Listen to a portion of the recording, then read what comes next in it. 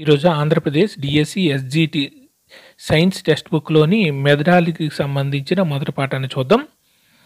మొదటి పాఠం విజ్ఞాన శాస్త్ర స్వభావం, పరిధి, చరిత్ర, అభివృద్ధి. విజ్ఞాన శాస్త్ర స్వభావం, పరిధి, చరిత్ర, అభివృద్ధి. Nature, scope, history and development of science. విజ్ఞాన శాస్త్ర పరిచయం, ఇంట్రడక్షన్. సైన్స్ అంటే అనే ఆంగ్ల పదం, సైన్స్ అనే ఆంగ్ల పదం లాటిన్ భాషలో సిరే, SCIRE, సిరే అంటే తెలుసుకొనుట లేదా సైన్స్ అంటే జ్ఞానం అనే పదాల నుండి ఏర్పడింది. సైన్స్ అనే ఆంగ్ల పదం ఏ పదాల నుంచి ఏర్పడింది అంటే సిరే, సైన్సియా. సిరే అంటే తెలుసుకొనుట, సైన్స్ అంటే జ్ఞానం. ఈ ఏ భాషా పదాలంటే లాటిన్ భాషా పదాలు. జేమ్స్ బి కొనాంట్ నిర్వచనం ప్రకారం ప్రయోగాలు పరిశీలన నుంచి వృద్ధి పొంది తర్వాత ప్రయోగాత్మక పరీక్షలు పరిశీలనకు ఫలితాలను ఇస్తూ తమ మధ్య పరస్పర సంబంధాలు గల భావనా పథకాల శ్రేణిలో విజ్ఞాన శాస్త్రం ఎవరన్నారంటే జేమ్స్ బి కొనాంట్.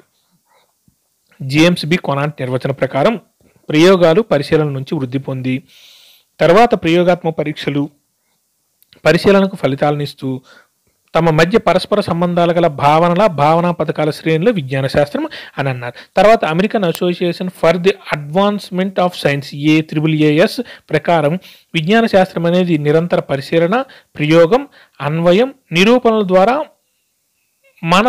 మనని గురించి, విశ్వాసాన్ని గురించి అవగాహన పెంచుకొని సక్రమంగా సరిదిద్దుకునే ప్రక్రియ. American association for the advancement of science ప్రకారం విజ్ఞాన శాస్త్రం అనేది నిరంతర పరిశీలన, ప్రయోగం, అన్వయం, నిరూపణల ద్వారా మనని గురించి, విశ్వాన్ని గురించి అవగాహన పెంచుకొని సక్రమంగా సరిదిద్దుకునే ప్రక్రియ. అమెరికన్ అసోసియేషన్, విశ్వం గుర్తుపెట్టుకోండి. పై నిర్వచనాల ప్రకారం విజ్ఞాన శాస్త్రం అనేది సంచిత అనంత అనుభవాత్మక పరిశీలనల సమూహం అని చెప్పవచ్చు. ఇది యథార్థమైన సాక్ష్యాలను ఆధారంగా చేసుకునే విషయ విపులీకరణ.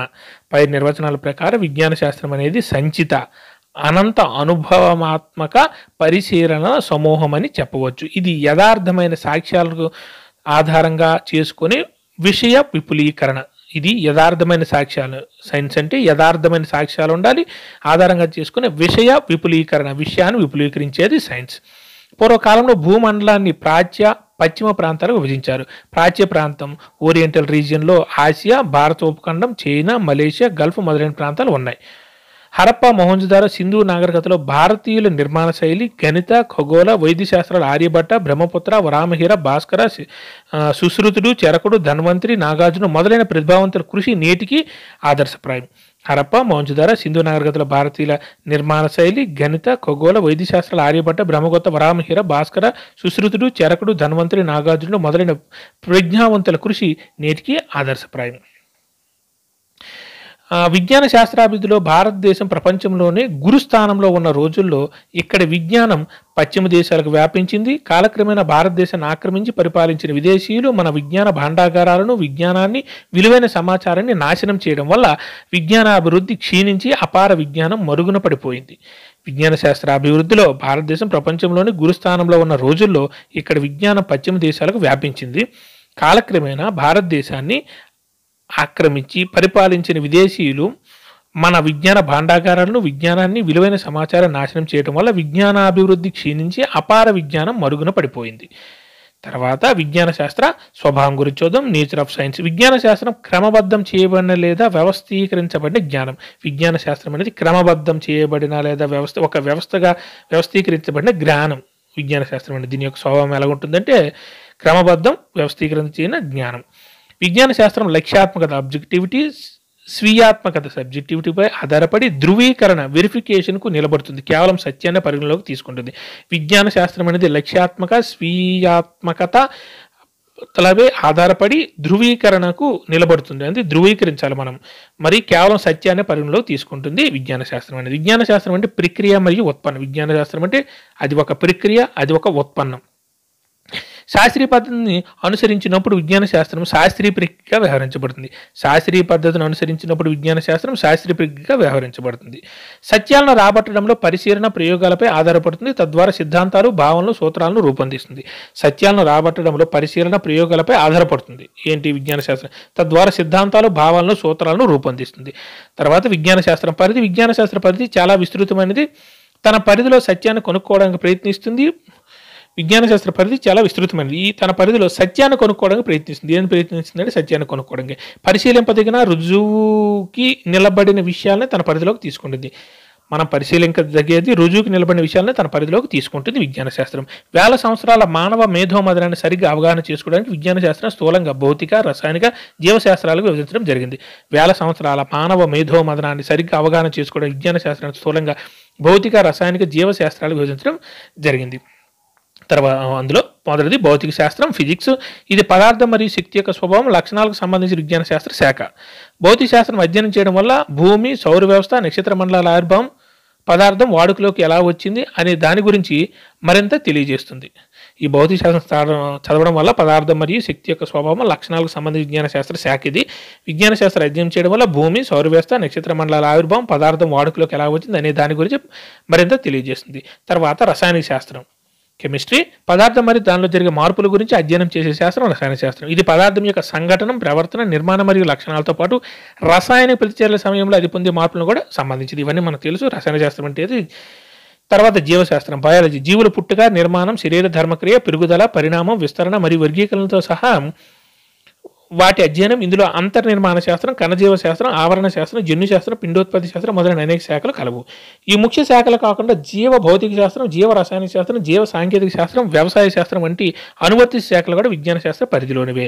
ఈ ముఖ్య శాఖలే కాకుండా అంటే భౌతిక శాస్త్రం, రసాయన శాస్త్రం, జీవశాస్త్రమే కాకుండా జీవ భౌతిక శాస్త్రం, జీవ రసాయన శాస్త్రం, జీవ సాంకేతిక శాస్త్రం, వ్యవసాయ శాస్త్రం వంటి అనువర్తిత శాఖలు కూడా విజ్ఞాన శాస్త్ర పరిధిలోనివే. తర్వాత విజ్ఞాన శాస్త్ర సంశ్లేషణాత్మక మరియు ద్రవ్యాత్మక నిర్మాణం.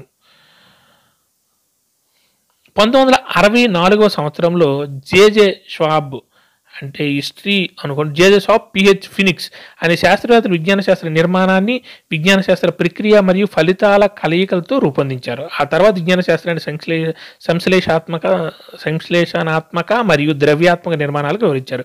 1964 సంవత్సరంలో జేజే షవాబ్ పిహెచ్ ఫినిక్స్ అనే శాస్త్రవేత్తలు విజ్ఞాన శాస్త్ర నిర్మాణాన్ని విజ్ఞాన శాస్త్ర ప్రక్రియ మరియు ఫలితాల కలయికతో రూపొందించారు. ఆ తర్వాత విజ్ఞాన శాస్త్రాన్ని సంశ్లేషణాత్మక మరియు ద్రవ్యాత్మక నిర్మాణాలుగా వివరించారు. ఇక్కడ స్ట్రక్చర్ ఆఫ్ అంటే నిర్మాణం గురించి, విజ్ఞాన శాస్త్ర నిర్మాణం గురించి చెప్పడం జరుగుతుంది. జ్ఞాన సముపార్జనలో అవలంబించే పద్ధతులు, ప్రక్రియలు, వైఖరులతో కూడిన సత్యాన్వేషణ విధానమే విజ్ఞాన శాస్త్ర సంశ్లేషాత్మక నిర్మాణం. గుర్తుపెట్టుకోండి, జ్ఞాన సముపార్జనలో అవలంబించే పద్ధతులు, ప్రక్రియలు, వైఖరులతో కూడిన సత్యాన్వేషణ విధానమే విజ్ఞాన శాస్త్ర సంశ్లేషణాత్మక నిర్మాణం. విజ్ఞాన శాస్త్రం యొక్క సంశ్లేషాత్మక నిర్మాణం అంటే జ్ఞాన సముపార్జన అంటే మన జ్ఞానం సముపార్జించే ప్రక్రియలు, అవలంబించే పద్ధతులు, ప్రక్రియలు, వైఖరులతో కూడిన సత్యాన్వేషణ విధానం అంటే సత్యాన్ని అన్వేషించుకునే విధానమే విజ్ఞాన శాస్త్ర సంశ్లేషణాత్మక నిర్మాణం. తర్వాత సంశ్లేషాత్మక నిర్మాణంలో పరిశీలన, సేకరణ, వర్గీకరణ, మాపనం, ప్రాకల్పన, ప్రయోగం, వ్యాఖ్యానం, ప్రాముక్తీకరణ మొదలైన ప్రక్రియలు ఇమిడి ఉంటాయి. ఈ సంశ్లేషణాత్మకలు ఏంటి ఉంటాయంటే పరిశీలన ఉంటుంది, సేకరణ ఉంటుంది, వర్గీకరణ ఉంటుంది, మాపనం ఉంటుంది, ప్రాకల్పన ఉంటుంది, ప్రయోగం ఉంటుంది, వ్యాఖ్యానం ఉంటుంది, ప్రాముక్తీకరణ ఉంటుంది, మొదలైన ప్రక్రియలు ఇమిడి ఉంటాయి. వివిధ ప్రక్రియల ఫలితంగా కనుగొనబడిన యథార్థాలు, భావనలు, నియమాలు, సూత్రాల, సిద్ధాంతాలతో కూడిన సంచిత పరిజ్ఞానం విజ్ఞాన శాస్త్ర ద్రవ్యాత్మక నిర్మాణం. అక్కడ జ్ఞాన సముపార్జనలో ఉపయోగించే పద్ధతులు, ప్రక్రియలు ఇవన్నీ సంశ్లేషణాత్మక కిందకు వస్తాయి. వివిధ ప్రక్రియల ఫలితంగా కనుగొనబడిన యథార్థాలు, భావనలు, నియమాలు, సూత్రాలు, సిద్ధాంతాలతో కూడిన సంచిత పరిజ్ఞానం విజ్ఞాన శాస్త్ర ద్రవ్యాత్మక నిర్మాణం. ద్రవ్యాత్మక నిర్మాణం అంటే కనుగొనబడినవి, భావనలు, నియమాలు, సూత్రాలు ఇవన్నీ. కనుగొనే ప్రక్రియ ఏంటంటే సంశ్లేషాత్మక నిర్మాణం. విజ్ఞాన శాస్త్రం చక్కగా అవగాహన చేసుకోవడానికి విజ్ఞాన శాస్త్ర నిర్మాణాన్ని హెన్రీ పాయింకేర్ మరియు ఆర్సి శర్మ అనే విద్యావేత్తలు నిర్మాణంలో ఉన్న భవనంతో పోల్చారు. విజ్ఞాన శాస్త్రాన్ని చక్కగా అవగాహన చేసుకోవడానికి విజ్ఞాన శాస్త్ర నిర్మాణాన్ని హెన్రీ పాయింకేర్ మరియు ఆర్సి శర్మ అనే విద్యావేత్తలు నిర్మాణంలో ఉన్న భవనంతో పోల్చారు. విజ్ఞాన శాస్త్రాన్ని నిర్మాణంలో ఉన్న భవనంతో పోల్చిన వారు ఎవరంటే హెన్రీ పాయింకేర్, ఆర్సి శర్మ. తర్వాత విజ్ఞాన శాస్త్ర చరిత్ర మరియు అభివృద్ధి. దీని యొక్క history, development of science. Homo sapiens ఒక జాతిగా ఆవిర్భించినప్పటి నుండి మానవ జాతి మనుగడ కోసం అనేక క్రమపద్ధతులు ప్రకృతిలో ఉన్నాయి. సూర్యచంద్రుల క్రమానుగతంగా కదలికల పునరావర్తనం, పగలు రాత్రి, మానవ ఉనికి యొక్క ప్రాథమిక లయను అందించడం, ఋతువుల ఆధారిత జంతువుల వలసలు, వ్యవసాయం వంటి అనేక అంశాల గురించి విజ్ఞాన శాస్త్రం కీలకమైన ఆధారంగా వ్యవహరిస్తుంది. ఇప్పుడు విజ్ఞాన శాస్త్రం అంటే హిస్టరీ ఆఫ్ సైన్స్ చూద్దాం. ఇందులో హోమోసిపియన్స్ ఒక జాతిగా ఆవిర్భించినప్పటి నుండి మానవ జాతి మనుగడ కోసం అనేక క్రమపద్ధతులు ప్రకృతిలో ఉన్నాయి.